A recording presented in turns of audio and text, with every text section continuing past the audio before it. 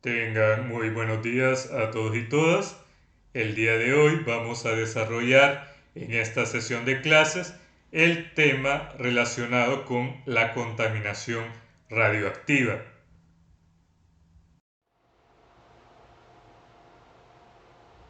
Bien, entonces, ¿qué contenido es el que vamos a desarrollar en esta sesión de clases?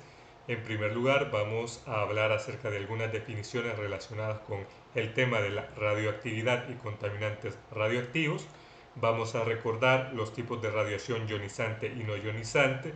Vamos a identificar las fuentes de contaminación radioactiva. Vamos a hablar también de algunos aspectos cualitativos y cuantitativos relacionados a la contaminación radioactiva. Vamos a hablar de las dosis máximas permisibles de exposición a las radiaciones. También vamos a estudiar las normas de protección al trabajador que se encuentra expuesto a material radioactivo.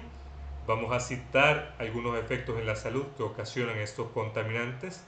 Y por último vamos a hablar de algunos ejemplos de contaminación radioactiva, es decir, de aquellos hechos en los cuales se ha liberado material radioactivo al medio ambiente. Bien, entonces vamos a comenzar recordando estos conceptos. Yo creo que ya lo saben, pero no está de más recordar que las radiaciones electromagnéticas se clasifican en dos grandes grupos en función de su energía, o dicho de otra forma, en función del tipo de cambios que éstas provocan en los átomos con los que interaccionan. Y así tenemos, recuerdan, la radiación ionizante, que corresponden a las radiaciones de mayor energía y por ende menor longitud de onda dentro del espectro electromagnético. Entonces, estas radiaciones tienen energía suficiente como para arrancar electrones de los átomos con los que está interaccionando, es decir, para producir ionizaciones. Y por otro lado tenemos lo que es la radiación no ionizante, que este tipo de radiaciones no tiene la suficiente energía para producir ionizaciones en los átomos con los que interaccionan. Y pues de ahí su nombre, ¿verdad? No ionizante. Recordemos también que las ondas electromagnéticas se caracterizan por tres parámetros fundamentales. ¿Cuáles son? La longitud de onda, la frecuencia y la energía. Entonces, recordemos que a mayor frecuencia, mayor energía de radiación, y a menor longitud de onda, mayor energía de radiación y mayor frecuencia. Como lo podemos observar en el espectro electromagnético, que ustedes ya lo conocen. Solo los rayos X y los rayos gamma tienen suficiente energía como para producir fenómenos de ionización en los átomos, es decir, son radiaciones ionizantes.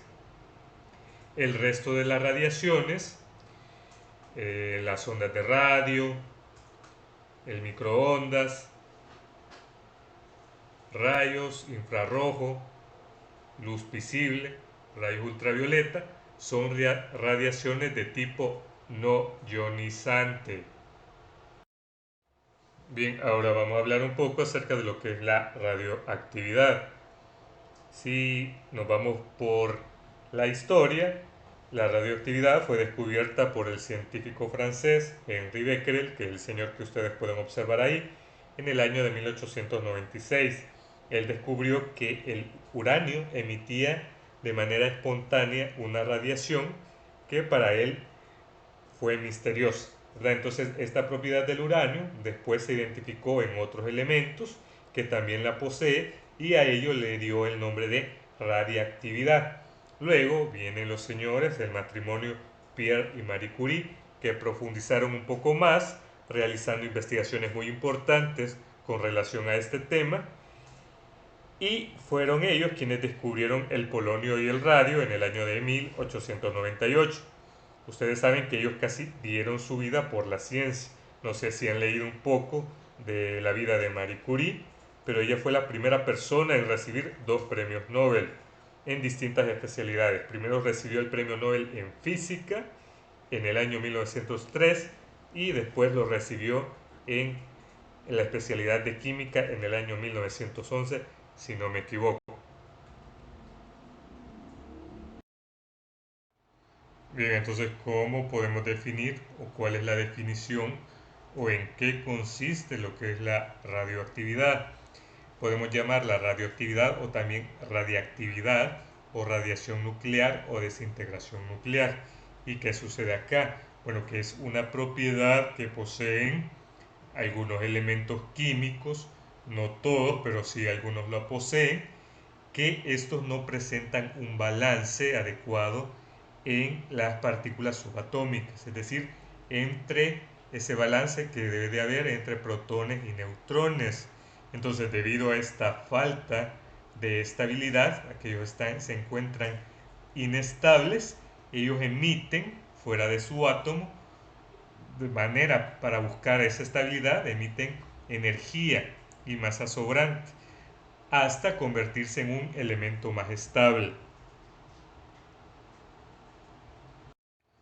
Bien, entonces a este proceso que se está llevando a cabo de este elemento que se encuentra inestable y en busca de esa estabilidad está liberando masa y energía, es lo que se le llama desintegración radioactiva. Y la emisión de esa energía, de esas radiaciones, puede ser de tres tipos, que yo creo que ya las conocen. Pueden ser radiaciones alfa, beta y gamma. Y las tres tienen el poder de atravesar la materia y alterar su constitución molecular. Y este proceso puede tardar desde segundos, incluso hasta miles o millones de años, dependiendo del elemento. Aquí está lo que les estaba mencionando, lo que estábamos hablando. Las radiaciones ionizantes generadas por esa desintegración radiactiva pueden ser de tres tipos, alfa, beta y gamma, que ustedes ya las conocen. Y aquí las tenemos relacionando con el poder de penetración de estas radiaciones. Si ven, las partículas alfa no pueden atravesar el papel. Las beta sí, ¿verdad? Pero no atraviesa el cuerpo humano. Los rayos X sí pueden atravesar el cuerpo humano, pero no una pared de acero.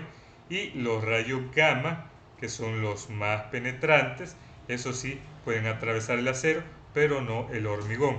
Es por eso, como lo vamos a ver más adelante, que las centrales nucleares tienen el reactor de las centrales nucleares tienen un recubrimiento de hormigón.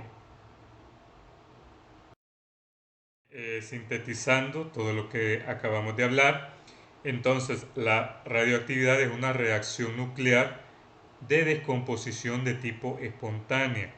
Tenemos un nucleido que es inestable, tiene la característica de ser inestable, entonces él, para buscar esa estabilidad, se descompone en otro más estable que él y a la vez emite una radiación.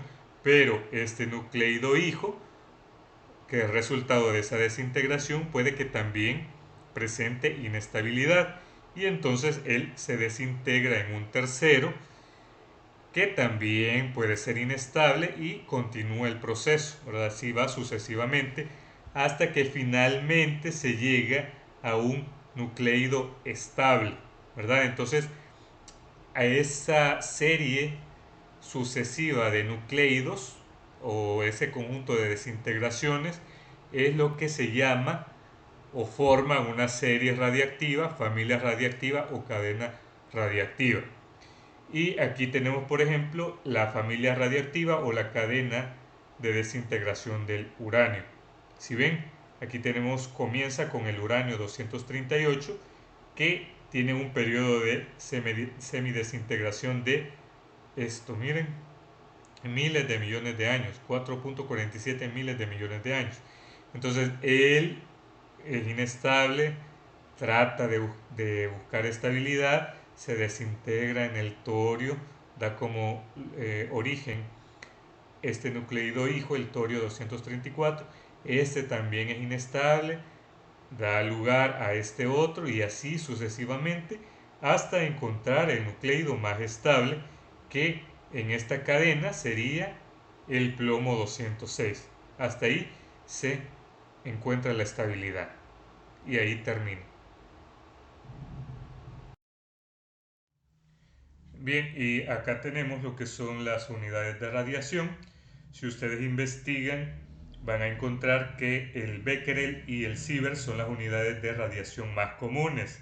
El becquerel es una unidad de radioactividad que se centra en el origen de la radiación y se utiliza más que todo para expresar la cantidad de materiales radioactivos que están presentes o contenidos en un determinado ambiente. Cuanto mayor es el valor expresado en becquerels, mayor es la radiación que se está emitiendo. Ahora, por otro lado, tenemos lo que es el sievert, que es la unidad que nos compete a nosotros, porque es una unidad de dosis de exposición a la radiación que recibe una persona y se utiliza con respecto a lo que está expuesta esta persona a la radiación, es decir, que asocia la radiación con la sensibilidad o el efecto que puede producir en la salud o en los tejidos biológicos. Y acá tenemos este aparatito, no sé si ustedes ya lo han visto. Este es un contador de Geiger y nos sirve para medir la radiación. Este contador tiene la capacidad de detectar cualquier tipo de radiación ionizante, incluso todas aquellas que provienen de la corteza terrestre, es decir, de minerales, o aquellas que provienen de los rayos cósmicos. Por ello es que estos aparatitos tienen mucha aplicación en las áreas científicas y médicas. Se puede usar, por ejemplo, incluso para determinar la presencia de gas radón contenida en algunas áreas de una casa, de una vivienda. Ya vamos a ver más adelante qué es lo que ocasiona el radón. Y podemos observar algunas dosis de radiación en milisieverts y los efectos que éstas ocasionan sobre la salud. Aquí podemos observar algunas actividades cotidianas y la cantidad o el nivel de exposición que nosotros estamos teniendo, la dosis de exposición a la cual nos sometemos. Por ejemplo, en una radiografía de tórax nos estamos exponiendo a 50, aproximadamente de 50 a 200 microsieverts, esa es la exposición. En una radiografía de extremidades, 50 microsieverts, una radiografía dental, 10 microsieverts. La distancia a una central nuclear, aquí no tenemos, pero en los países que tienen centrales nucleares, a 2 kilómetros hay una exposición de 5 microsieverts al año, en un año, y a 10 kilómetros pues no se tiene ninguna exposición. Según la Comisión Internacional de Protección Radiológica, la ICRP, que fue establecida en 1928, nos dice que la dosis máxima permitida para la exposición ocupacional, es decir, todas aquellas personas o todo aquel personal que elabora, se mantiene en contacto debido a su trabajo con material radioactivo o labora en una central nuclear, la dosis máxima de exposición debe de ser de 20 milisieverts por año, promediado durante 5 años, es decir, que en 5 años no se debe de exponer a más de 100 milisieverts. Eso es para el ocupacional, ¿verdad? Y ya para la exposición pública nos dice que 1 milisievert por año, promediado durante 5 años, es la dosis límite, excluyendo la exposición médica. Entonces, ¿qué significan estos valores o lo que acabamos de hablar? Bueno, que si en una planta nuclear se produjese un escape radioactivo con una intensidad de 0.2 milisievert por hora, esa población que está cercana a esa planta nuclear va a recibir en un periodo de 50 horas la radiación máxima permitida para todo un año, que es de 1 milisievert. Entonces, sí, en ese momento las autoridades tienen que ejecutar un plan para evacuar a toda esa población, porque ya es un riesgo mayor. Y acá tenemos esta tabla que la he tomado de la Asociación Mundial Nuclear, donde nos establece una serie de dosis de radiación y sus efectos. Si ven por acá, tenemos 20 milisieverts al año, que es lo que estábamos hablando de la dosis ocupacional, es el límite actual para empleados de la industria nuclear y mineros de uranio en la mayoría de los países. El uranio es el que se utiliza como combustible en las centrales nucleares, entonces hay minas donde se extrae este metal y luego se le da un procedimiento, ¿sí? Se sigue un procedimiento hasta terminar como combustible en las centrales nucleares. Aquí tenemos otras dosis. Esta tabla no se la tienen que aprender de memoria, nada más se las dejo acá por si quieren conocer un poco más. De igual forma pueden visitar la página de la Asociación Mundial Nuclear para informarse más.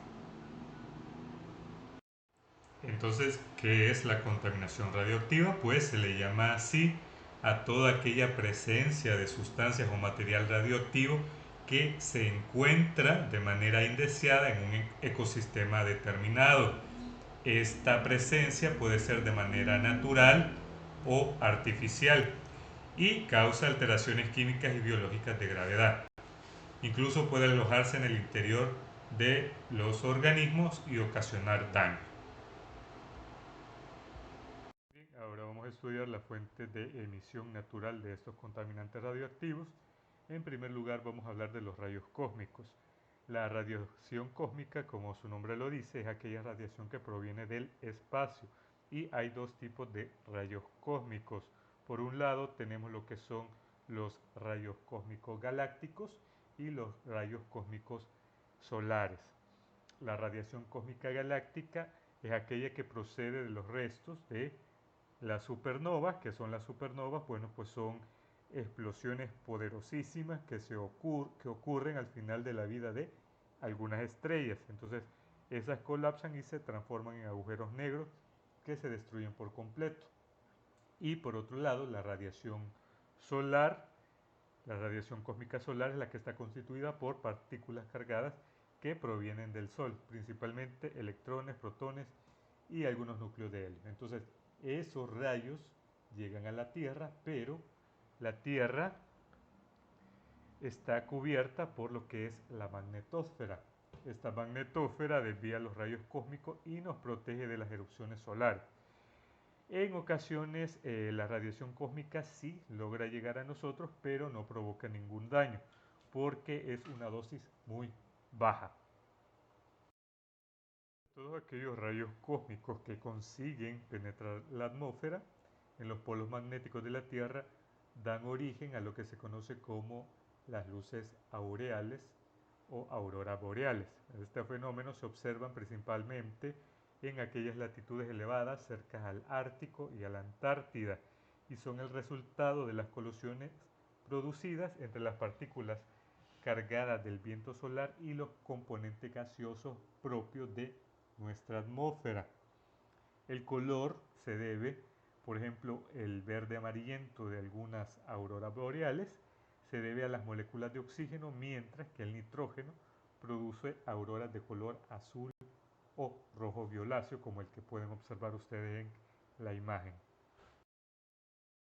Bien, y en esta imagen podemos observar que, como lo vieron en las diapositivas anteriores, depende de la altura a la que nos encontremos, así vamos a estar expuestos a la radiación proveniente de los rayos cósmicos. No va a ser lo mismo la radiación a la que usted se está exponiendo acá en San Salvador que si está usted allá en el Cerro Hospital. Aquí tenemos algunos ejemplos. Los astronautas son los que sufren más exposición a la radiación por rayos cósmicos, ya que ellos si están en el transbordador espacial, están recibiendo al año una dosis de 300 milisieverts. Si estamos en la cumbre del monte Everest, ahí estamos recibiendo 20 milisieverts al año. En cambio, si ya estamos a nivel del mar, ven, cambia a 0.36 milisieverts. Siguiendo con las fuentes de emisión natural, también podemos mencionar lo que son las fuentes terrestres. Recordemos que en la corteza terrestre hay una gran cantidad de radionucleidos de vida extremadamente larga, como por ejemplo el potasio 40, el uranio 238, que es el que se utiliza como combustible en las centrales nucleares, y el torio 232, junto con los radionucleidos en los que estos decaen. Recuerden de la cadena o de la familia o la serie nuclear, que estos se van convirtiendo en otros a medida que están buscando la estabilidad.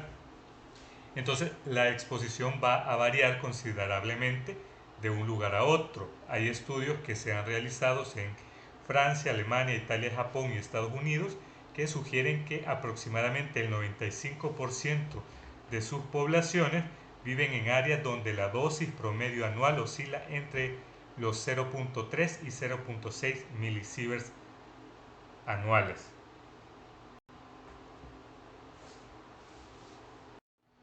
Bien, siguiendo con las fuentes naturales, acá en las fuentes terrestres también podemos mencionar lo que es el radón. El radón es un gas radioactivo, incoloro, inodoro e insípido. Se produce por la desintegración radioactiva natural del uranio, que ya lo explicamos al inicio de la clase. Entonces, este está presente en los suelos y las rocas. Incluso también el agua puede contener radón, ya que en muchos países el agua potable se obtiene de fuentes del subsuelo, como lo son los manantiales, pozos, perforaciones, entre otros. Entonces, a veces estas fuentes tienen concentraciones más altas de radón que el agua superficial, es decir, los lagos, embalses y ríos. Bien, entonces, como decíamos, el radón emana fácilmente del suelo y pasa al aire. En el aire se desintegra y emite otras partículas radioactivas, como lo pueden leer ahí. Eh, al respirar estas partículas, al inhalarlas, se depositan en las células que recubren las vías respiratorias, donde pueden dañar el ADN y por lo tanto provocar cáncer de pulmón. El radón es considerado uno de los principales contaminantes que ocasionan el cáncer de pulmón. Bien, y aquí podemos observar algunas vías de penetración del radón en los edificios. Al aire libre, recordemos que el radón se diluye rápidamente hasta alcanzar concentraciones muy bajas y no suele ser peligroso. Pero sí en lugares encerrados su concentración ya es más alta. Entonces en las minas, las cuevas y las centrales de tratamiento de agua son algunos lugares donde se registran los niveles más altos. Incluso en las casas, si se mantiene una casa encerrada, ahí hay altos niveles de acumulación de radón. Entonces la Organización Mundial de la Salud lo que recomienda es ventilar nuestros hogares, nuestras casas, para que el radón que se está emitiendo de la corteza terrestre del suelo, no es, como en el aire rápidamente se diluye, no ocasione mayor problema. Y entre las fuentes antropogénicas podemos mencionar las bombas atómicas, algunos ensayos militares utilizando armas nucleares, prácticas médicas, el uso de radiofármacos, residuos radioactivos hospitalarios, vertido de desechos nucleares de las plantas nucleares y también algunos accidentes nucleares. Algunas actividades que generan residuos radioactivos, tenemos la producción de energía eléctrica. Ahí se incluyen los residuos desde la minería de uranio, esa minería que se utiliza para extraer ese elemento nuclear que va dejando una serie de desechos.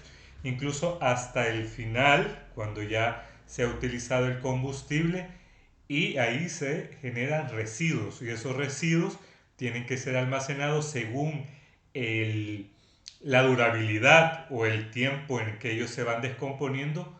Hay una cierta normativa que especifica cuánto tiempo tiene que estar aislado, ¿verdad? Por lo general se entierran, así como pueden ver ustedes, en grandes depósitos o contenedores de hormigón y se establece una profundidad a qué tanto tiene que estar debajo de la tierra enterrado ese material.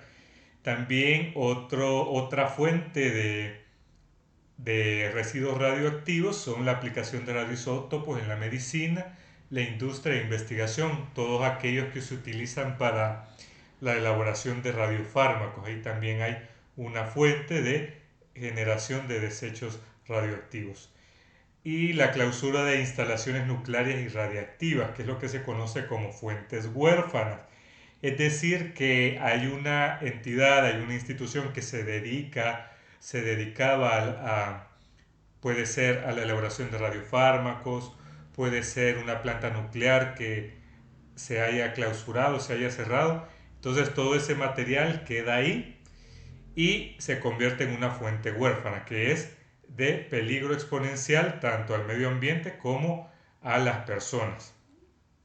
Es un ejemplo de ello, un símil, lo que sucedió acá en nuestro país en San Luis Talpa. No sé si ustedes leyeron las noticias. Allá por el año 2015 se retiraron todos esos tóxicos, pero si no me equivoco, estuvieron 20 años abandonados, ya que había una fábrica que se encargaba de elaborar materiales para la agricultura, fertilizantes, y esta fábrica cerró operaciones y dejó todo ese contenido de tóxicos ahí. ¿Y qué sucedió? Que la población de Ciudad de San Luis Talpa comenzó a padecer insuficiencia renal debido a esa fuente huérfana, porque los tóxicos creo que se derramaron, cayeron en la tierra, se filtraron y eso se fue a las aguas subterráneas. Y como la mayoría de personas toman agua de pozo en esa zona rural, de ahí les produjo la insuficiencia renal. Entonces, eso es lo que se le conoce como fuente huérfana. Bien, y acá tenemos lo que les estaba hablando, según el tipo de radiación y el decaimiento en la cadena nuclear que ese material radioactivo tenga, los residuos nucleares se pueden clasificar en bajos, medios o altos. Aquellos que son de tipo bajo esos residuos tienen que estar en aislamiento por lo menos 50 años y son colocados en un contenedor, así como el que ven acá, al que se le puede adicionar hormigón. Y este se entierra son sistemas superficiales con algunas modificaciones de ingeniería. Bien, los que son de tipo medio, estos tienen que estar aislados 300 años, se colocan en repositorios monolíticos relativamente cerca de la superficie. Y aquellos que son de alto nivel, sí, tienen que permanecer más de 300 años en aislamiento, ya en un dispositivo más adecuado y a una profundidad, ¿verdad?, más considerable, a más de 500 metros. Una vez pase ese tiempo de aislamiento, ya ese material se considera que es más estable y entonces se puede verter al medio ambiente. Un poco acerca de lo que es la energía nuclear. La energía nuclear es aquella que se obtiene de manipular la estructura interna de los átomos, útil habitualmente para producir electricidad, como lo hacen algunos países, ya lo vamos a ver más adelante, aunque también se puede aplicar en otros sectores como en la medicina, con la elaboración de los radiofármacos que son utilizados algunos para el tratamiento del cáncer. También se utiliza en armas bélicas, ustedes lo han visto actualmente, ese conflicto que se está dando de que Rusia tiene armas nucleares y que en cualquier momento las va a lanzar. Entonces, esos son los usos que se le está dando a la energía nuclear. El principal uso que se le da actualmente a la energía nuclear es el de la generación de energía eléctrica. Una central o planta nuclear es la instalación industrial encargada de este proceso, caracterizada por el empleo de combustible nuclear. ¿Y qué elemento es el que utilizan como combustible nuclear? Por lo general, uranio, Por eso es que existe una minería de uranio, hay minas donde extrae el uranio, se le da un tratamiento hasta llegar a la planta nuclear donde va a ser utilizado como combustible.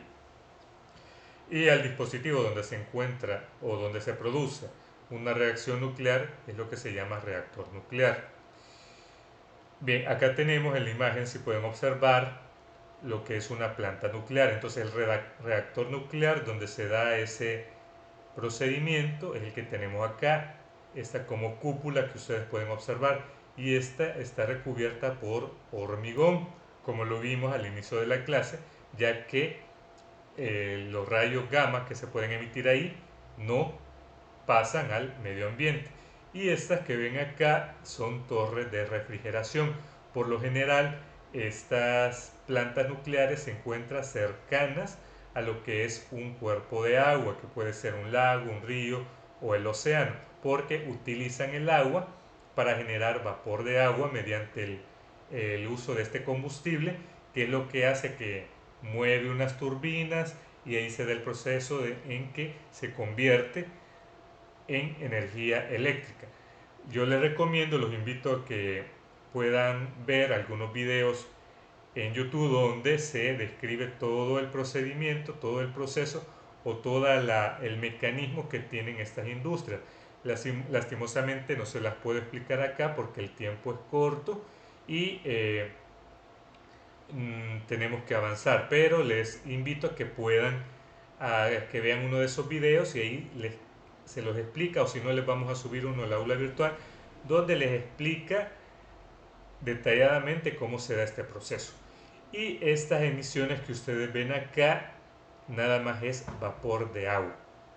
Por eso se dice que la generación de energía eléctrica a partir de este método es bastante limpia, es bastante amigable con lo que son las emisiones a la atmósfera, porque no emiten contaminantes directamente a la atmósfera como lo son las industrias de combustible fósil, ¿verdad? Y el carbón.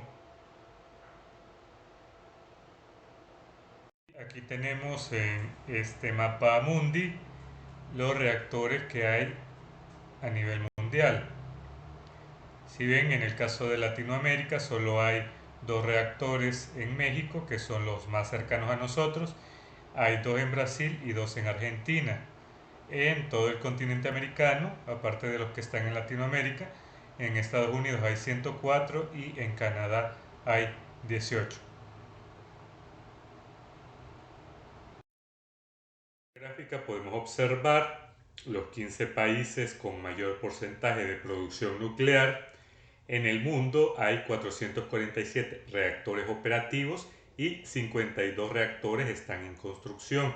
Esto hasta el 31 de diciembre de 2019. Y si ven, en primer lugar tenemos a Francia con un número de 58 reactores operativos y uno que lo tienen en construcción. Es decir, que Francia tiene 58 plantas nucleares que están generando energía eléctrica. Y en segundo lugar tenemos a Ucrania con 15 reactores operativos, es decir, 15 activos y 2 los tienen en construcción. Ahora bien, debido al conflicto que se está dando entre Rusia y Ucrania, se tiene el temor que vayan a bombardear. Ya días anteriores, si vieron las noticias, se produjo el bombardeo en una de las plantas nucleares. Lo bueno es que estas plantas están bien construidas de una manera bastante sólida para soportar algún ataque, ¿verdad? Pero es de mantenerse pendiente, porque el peligro de que se produzca un accidente nuclear siempre está presente.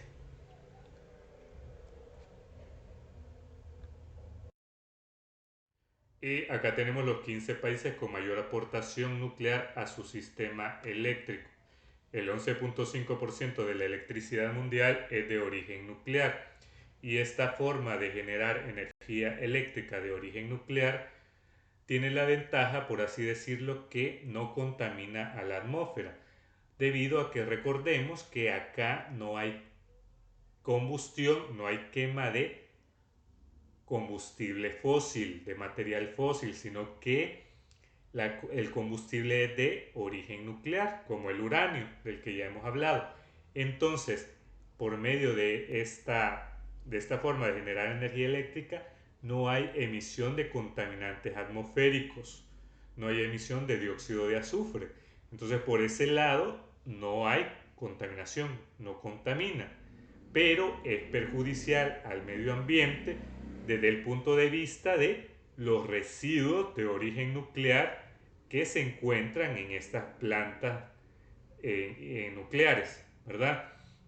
Si bien hay un proceso de gestión de residuos nucleares, pero siempre a la larga perjudica el medio ambiente.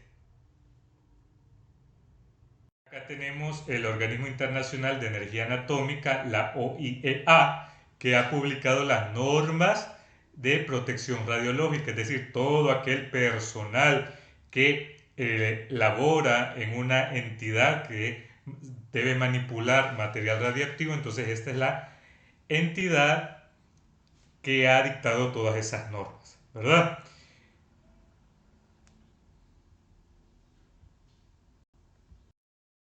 Entonces, para poner en práctica la protección radiológica de estos trabajadores, esa protección ocupacional, se encuentran algunas medidas, como lo son evaluar las condiciones laborales, clasificar y señalar los lugares de trabajo según la cantidad de radiación que puede existir, clasificar a los trabajadores en diferentes categorías según su condición de trabajo, realizar una vigilancia radiológica de los trabajadores profesionalmente expuestos mediante dosímetros. Entonces a ellos se les está midiendo qué cantidad de radiación se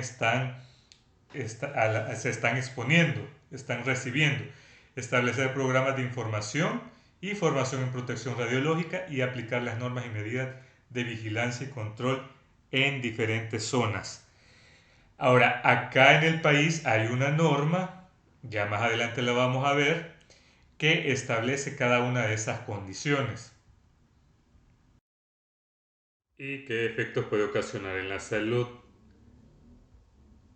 A corto plazo podemos hablar del síndrome de radiación aguda, conocida por ARS, ¿verdad? Es un conjunto de efectos nocivos sobre la salud que se deben a la alta exposición de la radiación ionizante durante un periodo corto. También se conoce como enfermedad por radiación o envenenamiento por radiación. Y si nos vamos a la tabla que yo les coloqué atrás, ¿verdad?, donde veíamos algunos aspectos cuantitativos y cualitativos, recordemos que a una dosis de 1000 milisieverts recibidas a corto plazo, ese es el umbral para causar esta enfermedad, ¿verdad? De ahí vamos a comenzar a sentir náuseas, hay disminución del recuento de glóbulos blancos, no hay muerte, pero por encima de esta dosis la gravedad de la enfermedad aumenta. Entonces, si recibimos una dosis de 1000 milisieverts a corto plazo, experimentamos esos síntomas: náuseas, vómito, dolor de cabeza y diarrea. Pueden durar algunos minutos o varios días, incluso pueden aparecer y desaparecer. Y efectos tardíos en la salud, pues aquí hablamos de cáncer. Puede producir leucemia, cáncer de tiroides y cáncer óseo. Recuerden que, como lo vimos en la clase de cáncer, las radiaciones ionizantes son cancerígenas. Y esto puede aparecer a los pocos años de la exposición a la radiación. También va a depender de la dosis a la que se estuvo expuesto. Ahora vamos a mencionar algunos ejemplos de contaminación radioactiva. Bien, y acá tenemos los dos accidentes más importantes, más serios que se han dado de liberación de material radioactivo al medio ambiente. Por un lado tenemos el de Chernóbil, creo que ya han oído hablar de él, que se dio en abril de 1986. ¿Qué pasó acá? Fue un error humano, estaban haciendo simulacros, estaban haciendo algunas pruebas y se les olvidó conectar o encender el refrigerante. Entonces, ¿qué sucedió ahí? Que el reactor se sobrecalentó y explotó. Se rompió la capa de hormigón que lo cubre y todo ese contaminantes radioactivos llegaron hasta la atmósfera, contaminando el ambiente. Se elevó una nube radioactiva que cubrió todos los alrededores. Tuvieron que evacuar a la población. Bastantes trabajadores ayudaron en la limpieza del material sin saber que iban a morir en días u horas, ¿verdad? Entonces yo les recomiendo que vean documentales acerca de Chernóbil, hay muchos, busquen un video donde se les detalle claramente qué es lo que sucedió ahí. Y por otro lado tenemos a Fukushima, que pasó acá, pues en el año 2011 se dio un terremoto en Japón. Esta central nuclear se encuentra en Japón. Ese terremoto fue de gran magnitud que destruyó la central nuclear, causando con ello la liberación de material radioactivo al ambiente. Entonces, este fue por un desastre natural y este fue por un error humano. Y aquí tenemos algunas imágenes de Chernóbil, así se encuentran las viviendas actualmente. Todo está completamente abandonado debido a que todavía se emite radiación. Y este señor, no sé si lo conocen, es un youtuber, visitó la central nuclear de Chernóbil. Les recomiendo el canal, es Rubén Díaz, para los que no lo conocen. Tiene muy buenos videos, ha visitado toda África y el contenido sí es de calidad, se los recomiendo. Y acá tenemos lo que es la central nuclear de Fukushima en Japón. Aquí tenemos algunos casos, otros casos históricos de exposición accidental a las radiaciones. Si ustedes quieren conocer un poco más, los invito a que visiten la página de la Asociación Nuclear Mundial, que es de donde yo he tomado toda esta información. Miren, acá en Ciudad de México, en el año 62, un niño se llevó a casa de una fuente huérfana una radiografía de cobalto 60 y la exposición resultante provocó que 9 personas sufrieran el síndrome de radiación aguda, de las cuales 4 murieron. Bien, y acá tenemos otros casos. Este de Brasil fue bastante curioso. Había una fuente huérfana, alguien llegó a vandalizar y esta persona, cuando vio el material radioactivo que emitía una luz de color azul, le llamó la atención, la tomó, se la llevó a su casa, a su comunidad y ahí comenzaron a repartirla porque ya venía el carnaval de Río de Janeiro y lo que ocasionó fue que produjo 4 muertes y 20 casos de enfermedad por radiación. Este otro de la planta nuclear de Tokaimura en Japón sí fue bastante severo, más que todo con este trabajador, este empleado. No sé si ustedes son curiosos, vayan a investigar este caso de Hisashi Ouchi, es el ser humano que recibió mayor carga radioactiva en la historia hasta el momento y pasó 83 días en agonía en los cuales la piel se le estaba deshaciendo, le hacían injertos de piel, transfusiones de sangre, pero lastimosamente no se le pudo salvar la vida. Y estuvo expuesto a una cantidad de radiación de 10.000 a 20.000 milisieverts en un corto tiempo, ¿verdad? Lo que le ocasionó la muerte. Ustedes van a comparar ahí a la tabla que tienen, esta dosis de radiación causan la muerte a las pocas semanas. Bien, y acá tenemos nuestro país también sufrió un accidente radiológico, no somos la excepción. Este se dio en febrero del 89, de 1989, en esta empresa del MET, que era una empresa farmacéutica que se dedicaba a la manufacturación de insumos médicos, entre ellos soluciones intravenosas y bolsas colectoras de sangre y orina. Entonces ellos utilizaban el cobalto 60 para esterilizar esos materiales. El accidente fue de un humano. 3 trabajadores fueron expuestos a dosis altas de radiación y desarrollaron el síndrome agudo de radiación. Fueron trasladados de emergencia a la Ciudad de México para recibir un tratamiento especializado. 2 perdieron las extremidades inferiores por los daños sufridos y uno murió 6 meses y medio después del de la exposición debido a daños en los pulmones. Entonces, a raíz de ello, surgió el Reglamento Especial de Protección y Seguridad Radiológica, que es el que regula el uso de las radiaciones ionizantes en nuestro país.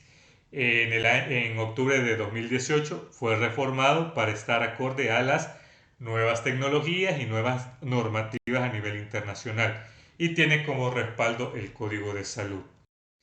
Entonces, si ustedes acceden a la página del Ministerio de Salud, pueden encontrar ahí en la Dirección de Protección Radiológica, pueden encontrar la normativa y se los dejo como tarea que vayan a revisar ahí todo el reglamento de la protección y seguridad radiológica, ¿verdad? Bien, entonces muchas gracias por la atención. Espero que haya sido de provecho esta sesión de clases. Cualquier consulta, duda, comentario, sugerencia que deseen realizar, pueden escribirme a mi correo o pueden escribir en el foro de clases. Pasen ustedes muy feliz día.